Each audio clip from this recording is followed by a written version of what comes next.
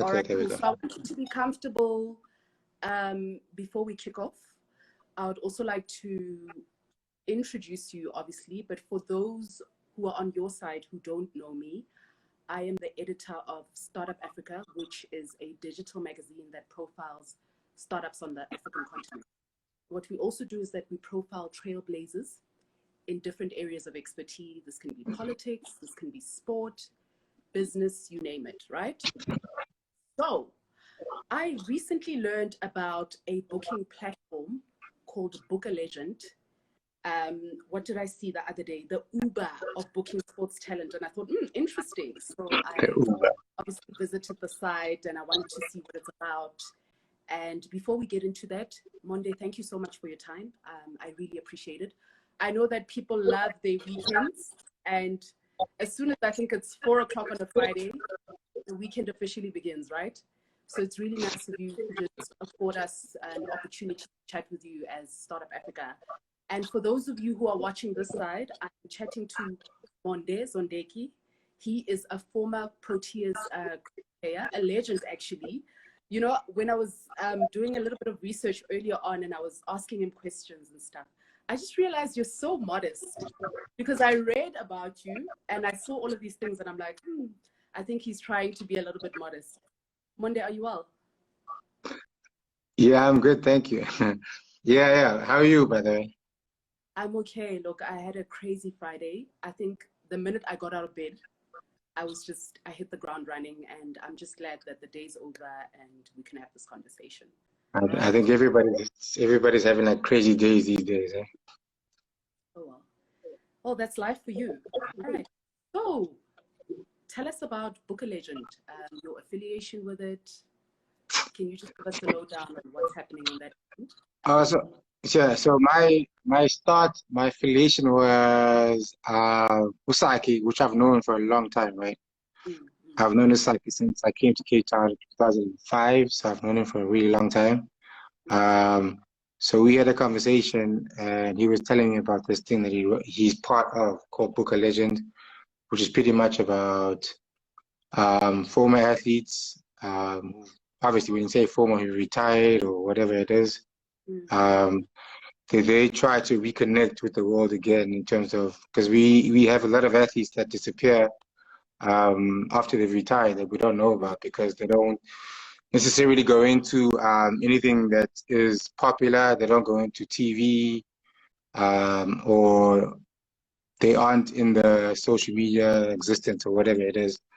So I think part of the organization, Book a Legend, is part of them trying to not only revive but to remind people of guys who've played for or have done things in sports that are really good or great.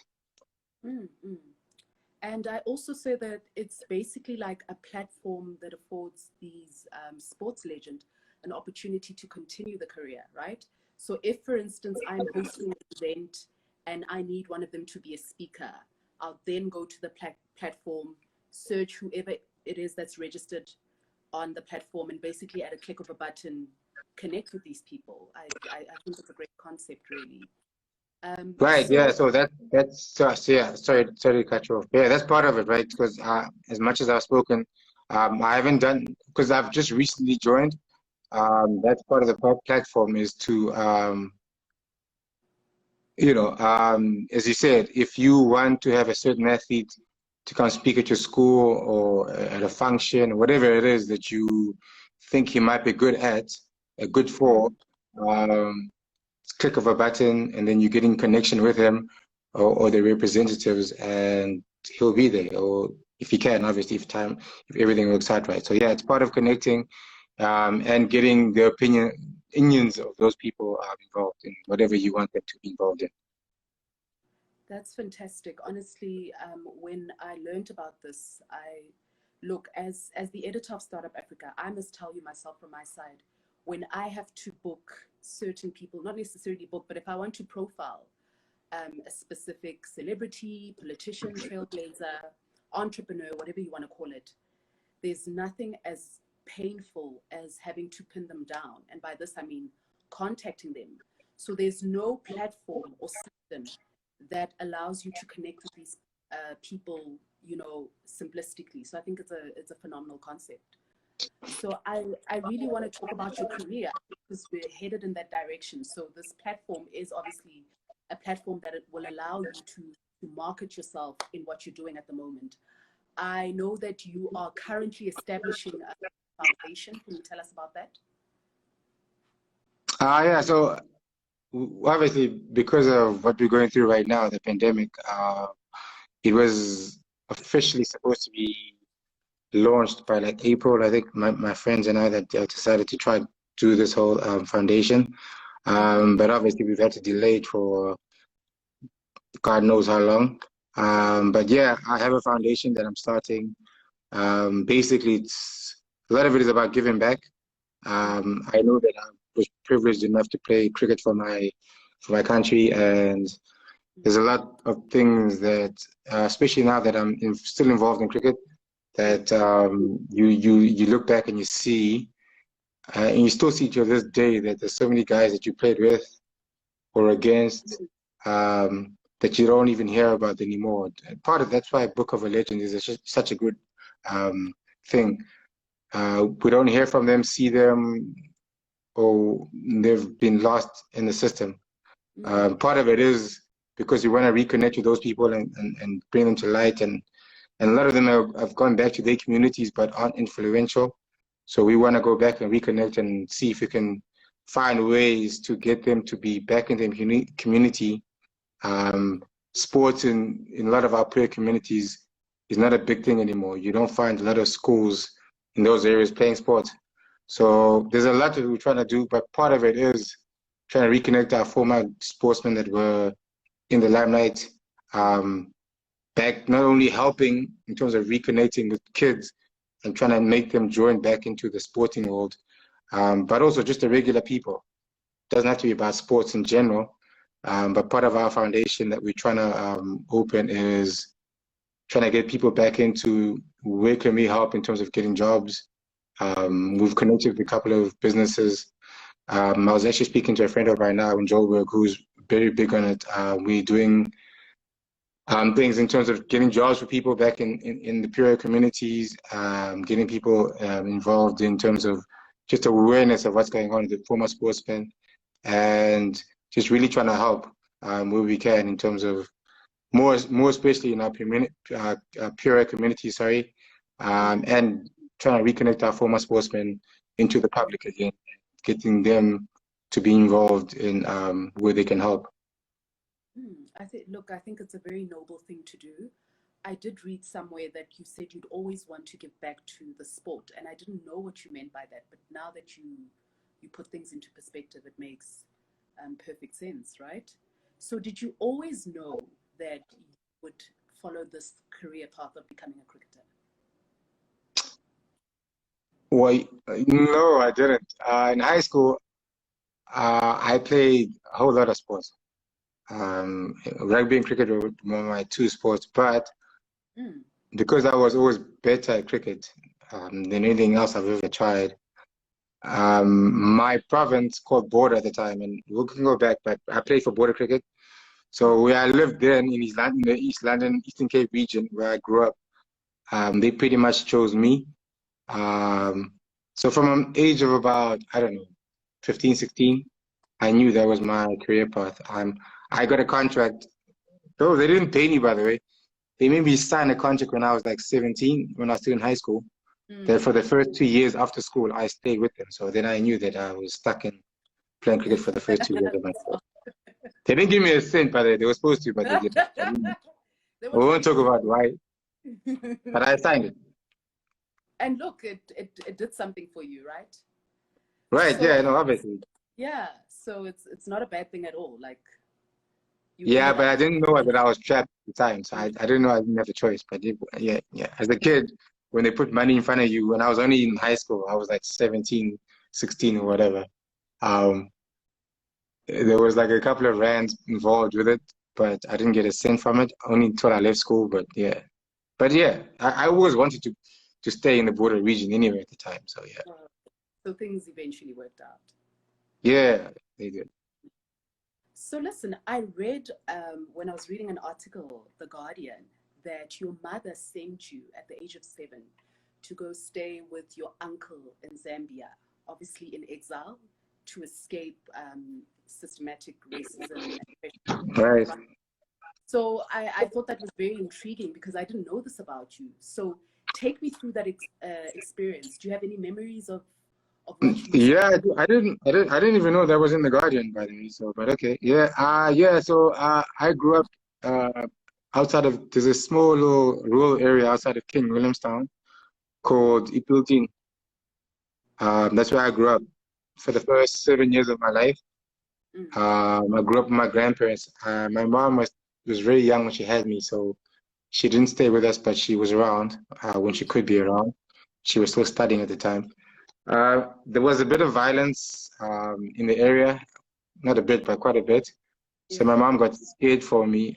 Then she sent me off to her sister who was living in Zambia, who was married to my uncle, who was a Steve Tret. So I literally took a taxi. I don't know how many hours it was, but I remember there was many hours. So we went to, I went to go live with them, yeah, for a year in Zambia from '89 to 1990. I came back in the middle of 1990 when Nelson Mandela was freed. That's where, yeah, I lived in Zambia for a year and a half with my relatives, my cousins and them. I didn't know who my uncle was at the time, but clearly he was someone important. Steve Church, that is. Yeah, so I didn't know them. Obviously, I was 7 years old. I'd never met them before, but I was sent there because my mom was very worried about what was going on where I lived at the time. So yeah, I did live there for a couple of years, for a year and a half, and I've actually been living with them since then. Oh, is it? Oh, interesting. Well, I grew up with them because my mom passed away when I was 15. So, and because I lived with them all those years, it was sort of an easy transition from living with my mom, with them until my mom passed away at a young age, obviously. So yeah, they pretty much were my parents from the age of 7, basically. Okay, that's interesting. Do you see that we could write a book about you? Yeah, I don't know how many pages you could write, but yeah, maybe a little bit. I can. Listen, we barely started and already there's just so much, right? Can you tell me some of your career highlights in playing for the Proteas, you know? Some of the things that stand out, because I know you've done a lot. I don't know. I don't think I've done a lot, right? You're very That's modest. relative. No. No, I don't, because I played 6 test matches, which is not a lot, really, to be honest. But it's about significance, I guess. Right? I guess to each their own, right, in terms of how you think whatever is significant. But yeah, impact in many ways, or whatever you think it is. But my highlights I think my cricket highlights in general would go to my debut for, obviously my first game ever for South Africa was when I was 20 years old. I got a wicket of my first ball in Sri Lanka. Not in Sri Lanka, but against Sri Lanka in Bloemfontein. So that stands out. Your debut always stands out. Your first game for South Africa always stands out. I can imagine. Then my other debut was I got a 50 against England in England 2008 when I was 21. This is next year. And then, so those are two of my biggest, I guess my debuts were very big for me because I achieved a lot in my debuts. And then I played in the World Cup 2003. That was really cool because it was in South Africa, but we didn't do very well, but it was very nice that your family and friends could be around you. So my family and friends were around. They came to watch some of my games in the World Cup, which was very new for me and very unique, but which is really cool. And then I think my other highlight was, my other big highlight was when I moved to Cape Town to play for the Cape Cobras. I took, I think 55 wickets in a season, which is still a record now for the most in a season by any player. So that's pretty cool. I still have the record, so I'm proud of that. I hope no one breaks it, but yeah, but anyway, it's still there. But you see what I mean, though? You know? Facts. Okay, I want to talk about, because I'm aware that you've aligned yourself with a campaign that Book a Legend is currently running. and it's Yeah. called Career-Ending Injuries, and it's basically to enlighten people about how they are sort of like sports figures in South Africa whose careers had to unfortunately end because of injuries, you know, and I know Yeah. you were one of them. So I really want to talk about this one. Take me through what happened. Take us through what happened. What injury did you suffer? And was it that bad that you had to end your sporting career? Well, mine personally was a back injury that I suffered in 2012. Um, but for the last 3 years before that, I'd been going through quite a few injury issues. But my career was always up and down because I'd always been injury prone for whatever reason. So I suffered a lot of injuries from the start of my career professionally until the end of it. So it felt like something was common in my career. But yeah, the final blow was the back injury. I was advised by doctors that I should retire. Thinking back on it, I probably shouldn't have. I should have probably taken a second opinion, but I took the first one because I know of guys who've had the same injury and were told the same thing, but they persisted and went on to play again. So yeah, that I do regret that I didn't have a second opinion. So I only had one opinion and I took it on advice of the doctors that it could impact me going forward in terms of if I do carry on playing when I'm 40, 50, whatever it is, if I live that long, it could impact how physically I go along. So yeah, I retired on the advice. But in terms of your question, yeah, there's quite a few athletes who've retired because of injuries. Not just cricket, but in all sports.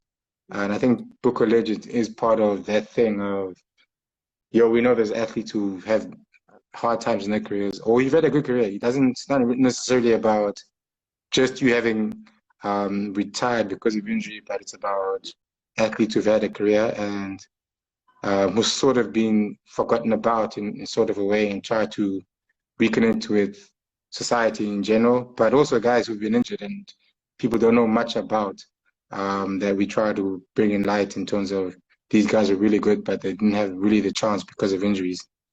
I mean, I think that's more or less what it's about, yeah. That's great.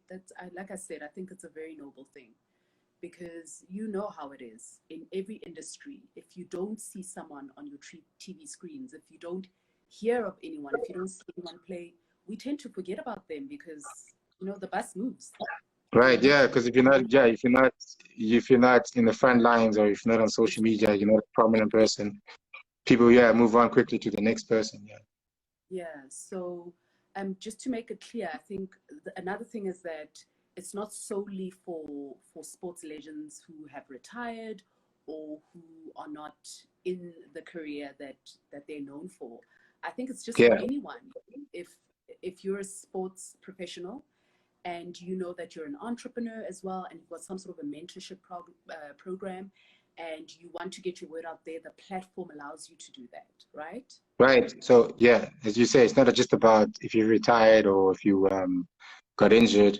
It's basically a platform for more or less athletes who have something to say, and if there's people that want to hear their opinions or their voices, and I think that there's a lot of we can learn.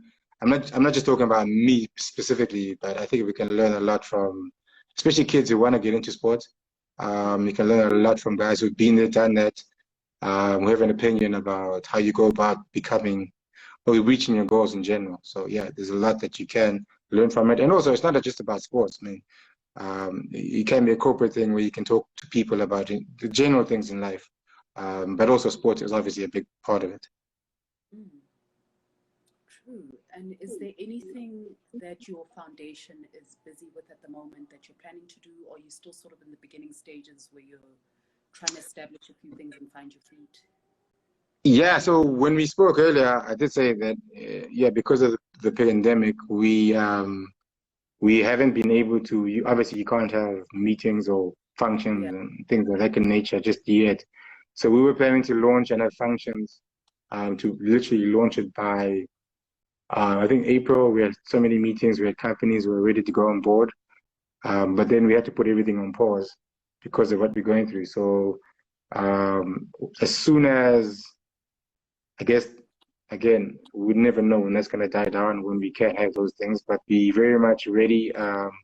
We've had meetings, we've had people that want to sponsor the foundation that are already speaking to us right now. I spoke to a guy again, I said yesterday, today. So there are people who are ready to help and willing to help. I guess it's more about when we can launch officially the foundation online. Not online, sorry, publicly, and make it that people can come to the function. When that is, we don't know again. When we can have human interaction in terms of big numbers. But yeah, as soon as we are ready for that, we'll be ready, because we've still, throughout this process of having this pandemic, have been speaking, and we've been connecting with people and businesses that are ready to connect with us and help and do what we really want to do, which is help people. That's really, really noble. Speaking of the pandemic, how have you, obviously in your personal capacity, how have you handled this in terms of your work, in terms of your personal life? How are you adjusting to the new way of working and living? Well, in terms of work-wise, I do commentating mostly for SuperSport. Okay. So yeah, so that's like mostly what I do right now. So I travel around and we go to games and we talk, and I go to the TV shows. So that's been difficult, obviously, because there's no sports and there's no, we can't have the shows that we do, the cricket shows that you go to. So yeah, that's been tough, but we've been doing a lot of what we're doing right now, Instagram Live, interviews with certain sportsmen. I've interviewed, for example, Makaya, who was one of my heroes or my inspirations growing up. So I've done like interviews with him on Instagram. We've sort of connected with former sportsmen, all kinds of sportsmen, on the Zoom or Instagram Live. So that's pretty much where it's been stuck to in terms of during this process. And that's been cool. It's been different, but it's been really cool. So that's where we are in terms of what I've been doing. And then I've also been studying a little bit. I feel like it's a good time to study online because there's so much time that you have. Yeah. But yeah, it's been a hard time because you don't get to see your friends or your family. So it's been a big adjustment. But I'm also a bit of an introvert, so it helps that I'm okay with not seeing people that often. I can relate. I'm thinking to myself, I don't have to send those texts feeling guilty saying I can't join you for the bribe. Yeah, no, I don't mind the little brides and but like going out every other weekend and meeting up with different people is different. But like as I said, I don't mind staying at home stuff. It's just when family and stuff is involved, then it's a bit different. All right, so Mandela Day is coming up. Is there anything that's planned?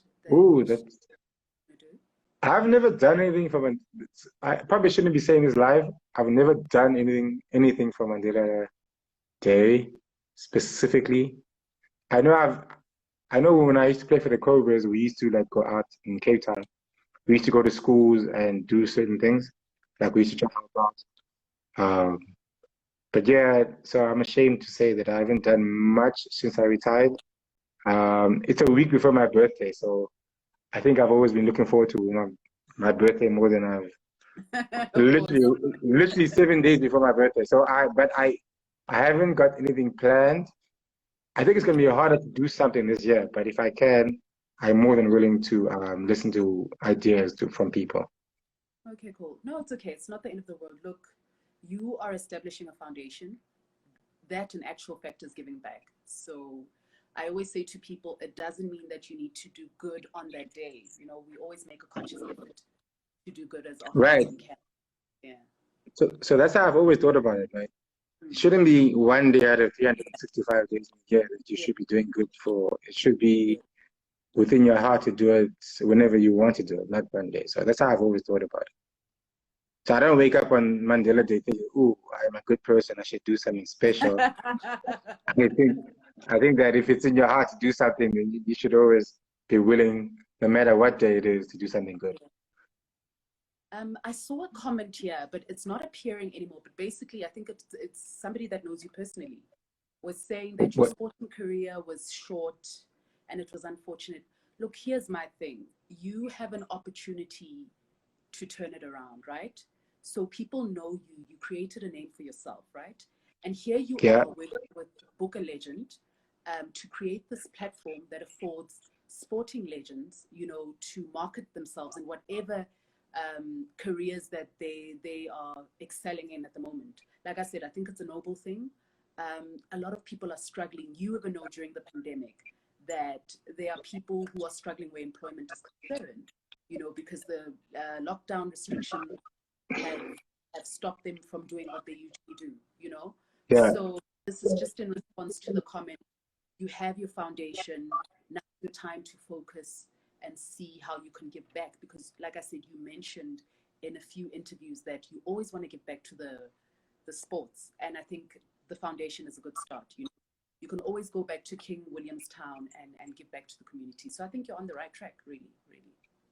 No, for sure, because just to mention that there's a group that we are part of here in Cape Town called the Boombo. That I'm a part of. We started off as a rugby group. When I first came to Cape Town, I didn't play rugby. I couldn't play rugby at the time because I was in school. I mean, I was in school. I was a professional cricket player, sorry.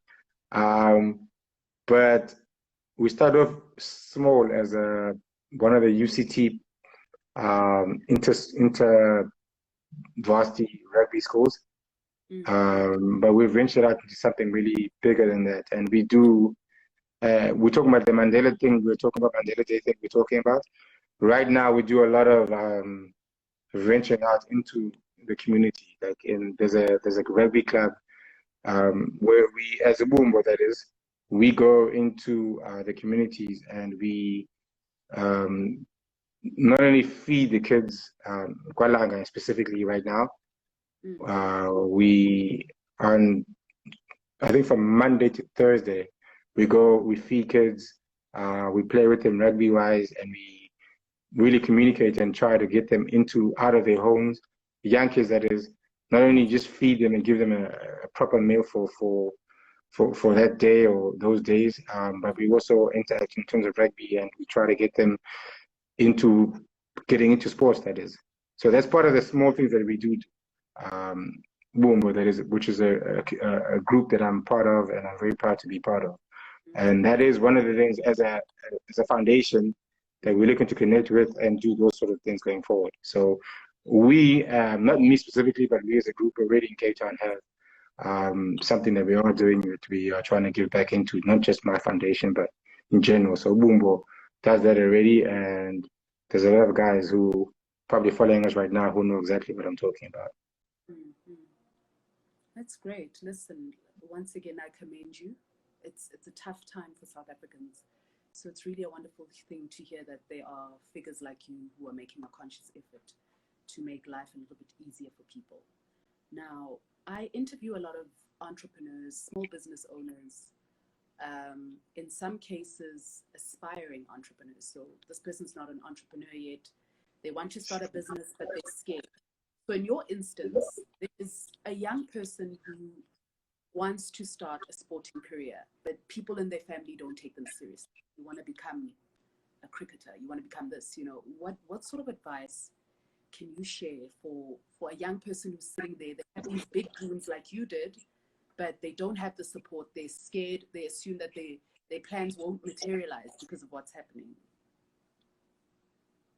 Yeah, that's a good question. I think these times are different from the times, obviously, that I grew up in terms of getting opportunities. I mean, opportunities, I think, is the big word that we speak about. So when I grew up and I went to a school called Dale, that's how I started playing cricket and that's how I got discovered. So it was very easy for me to get into sports. But if you come from an area where you don't get those same opportunities, then it becomes very difficult. And that's part of what we're trying to do, right, as a foundation or as people, as we're trying to provide opportunities for kids to not only play, but to be seen. And it's very hard to be seen because I know that there's so many guys that I grew up with playing that didn't have a chance to go to Dale because they didn't have the finances, or didn't get a bursary to go to those schools that provide those sort of platforms. And those guys fall away very quickly, but you know how talented and how good they could have been had they had those opportunities. So unfortunately, we do, and we're always going to lose those kind of athletes. I mean, it's the reality of where we live and how we live. But if you do get that opportunity, and if you are able to find a way to at least get an opportunity to try to live out your dreams, hard work. I mean, the usual stuff is very much so.